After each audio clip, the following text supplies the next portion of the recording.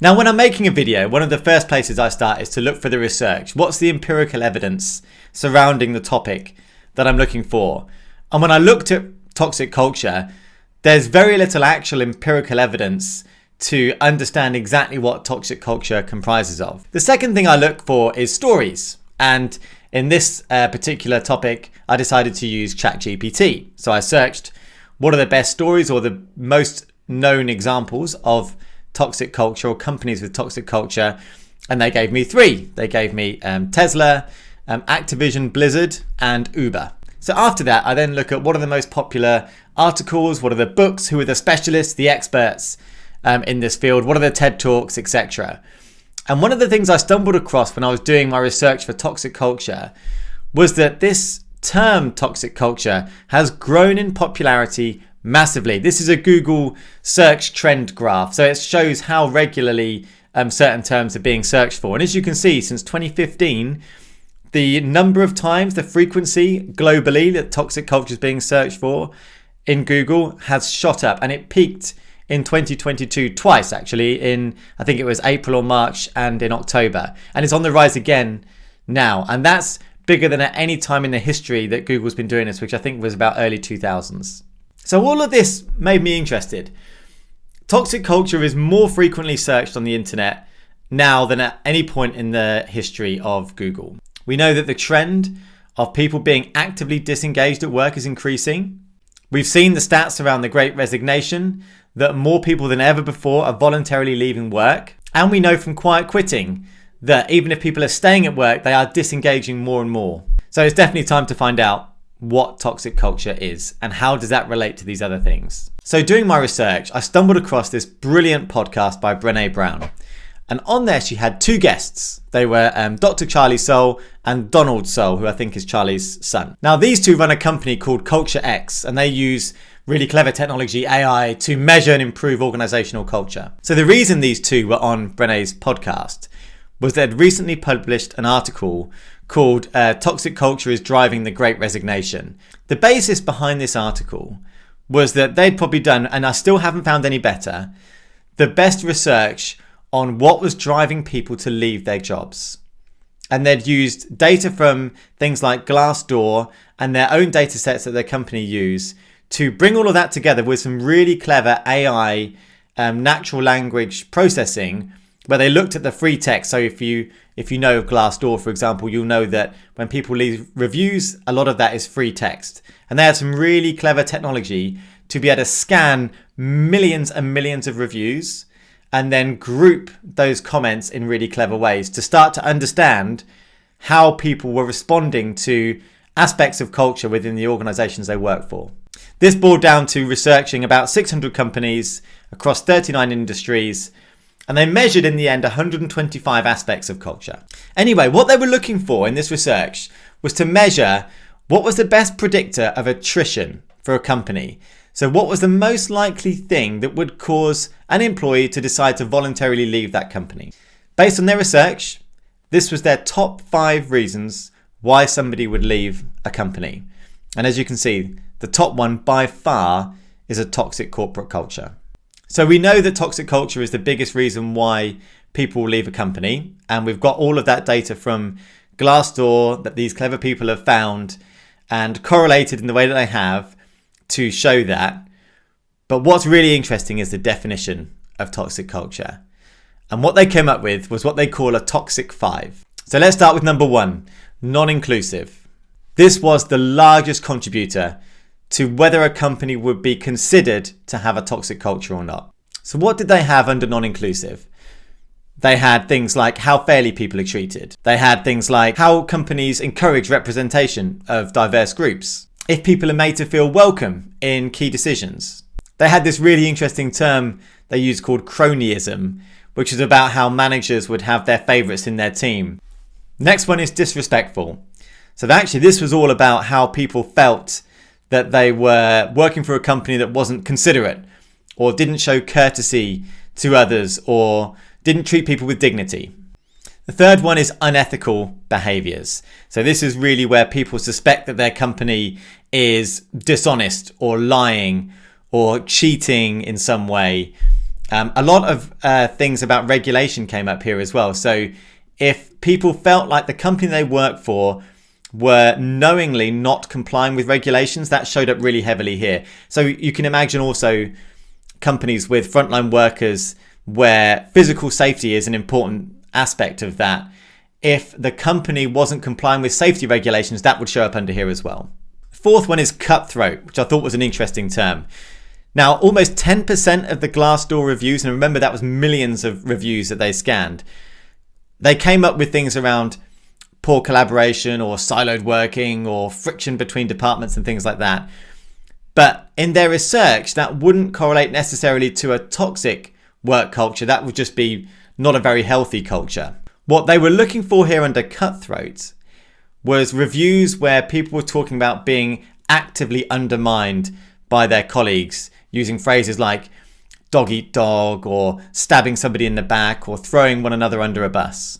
The last of the toxic 5 is abusive behavior. And this is really around the relationship between the manager and the employee. So their definition here is sustained behavior, abusive behavior from a manager to an employee. So it's not a manager having a bad day and yelling or shouting. It is sustained behavior. So this includes bullying, demeaning comments, talking down to somebody, condescending behavior, and then that over a sustained period. So this is the top 5. These are the conditions under which, if one or more of these are apparent, or if somebody feels one or more of these in an organization, they will either most likely quit or actively disengage with their work. They are the largest predictor of higher than average industry attrition. So there are some other really interesting points from this research that I think are worth highlighting. They talked about pockets of toxicity a lot. So in every company, there will be areas or groups, teams, etc. within that company where one of these 5 toxic cultures, microcultures they call them, might exist. And what they looked at was that in fact in the top 600 companies in the US, I think the average employee size was 60,000 people in these top 600. In those top 600, 1 in 10 people would cite one of those toxic 5 behaviors in their Glassdoor review. That means 1 in 10 people in those top 600 companies are experiencing one of those 5 microcultures in their organization. I mean, that's huge if you think about it. 10% of your workforce are experiencing one of those 5 things. And what that will lead to is that employee that's experiencing that either disengaging from their work or leaving the company. Nothing else is more likely to cause an employee to do one of those 2 things than one of those 5 toxic culture behaviors. Now, when they were exploring pockets, one of the things they were talking about was how do you find a pocket of toxic culture in your company? And they were talking about how data needs to play a part and employee surveys, manager surveys, correlating those things together. But the thing they did say very specifically was that if you do not have a culture of psychological safety in your organization, you will not find those toxic microcultures because people won't be speaking up. They'll be afraid of retaliation, so they won't be speaking up.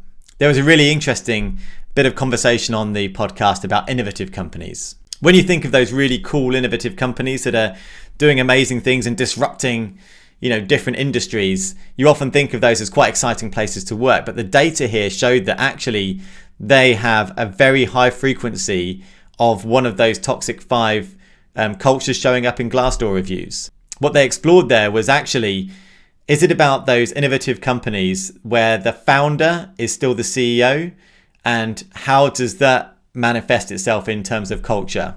Another element I found interesting was that they looked at the amount of companies that had publicly advertised their values, and out of those values, the most common were the ones that were the converse to the toxic 5. So instead of not inclusive, obviously it would be we are an inclusive employer. We treat people with respect. We treat people with integrity, etc., etc. We're an ethical employer. And so what was interesting was that out of those top 600 companies in the US, all of them, bar I think 1%, had at least one of those 5 in their publicly advertised values. So the converse of the toxic 5. But of course, 1 in 10 people in those top 600 companies are experiencing the opposite and experiencing one of the toxic 5. And so they talked about how for an employee that's really unsettling. When you're joining a company and they're advertising these values and you think you're walking into a certain type of culture, and then your lived experience is actually the opposite of that. That's one of the main reasons why people leave so quickly in an organization, because that is such a jarring experience that their expectations are very different to the reality. So they then talked about how this was a fight in companies that's usually championed by HR, people, organizational development, those areas of a business in terms of battling against toxic cultures. But often they're not heard. And it was a really interesting discussion around how the chief exec, the exec team, the leadership team will be looking at business performance, and they will be working towards providing shareholder value, for example. And they might see culture as important, but how would they prioritize that against business results, especially if they saw culture as a cost? You know, do we need to do nice things for our employees, or is it going to cost us more to do away days, or whatever it is that they think culture is in their heads, that it's this extra cost, when of course it is not. This is a lot about behaviors, communication, and how you treat people. But that intelligence and that education and understanding of, one, what is culture, and two, the absolutely critical impact it can have positively, and in this case today negatively, on business performance. The challenge that HR have to face is explaining this in the terms that the founder and the exec team will buy into and then prioritize. So they explained at the end what the business costs were to having a toxic culture. Number one, of course, was attrition. There is no other higher predictor of whether somebody's going to either disengage from their work or leave the company than toxic culture. So you are more likely to lose people, and probably your best people, if you have a toxic culture. It also means you'll have a negative Glassdoor review. And people are looking at culture before anything else now when they're assessing companies they're going to go and work for. And more often they'll use Glassdoor as their way of assessing that. So the more negative reviews on there, the less likely you're going to get great people coming into your company. So people are more likely to be disengaged.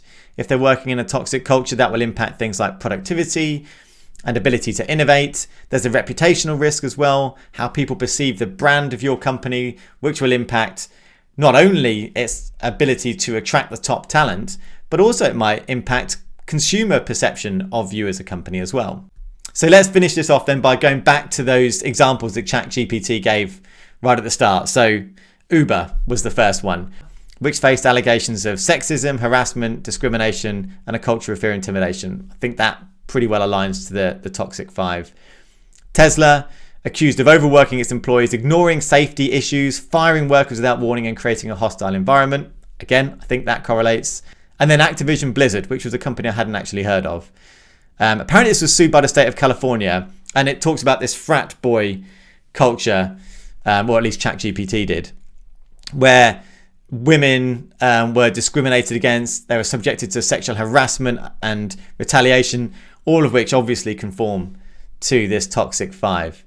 So for me, I think that is the closest I've ever come to finding a good definition of what toxic culture is. So I hope you found that useful. If you'd like to see more content like this, then please like and subscribe to the channel. Thank you.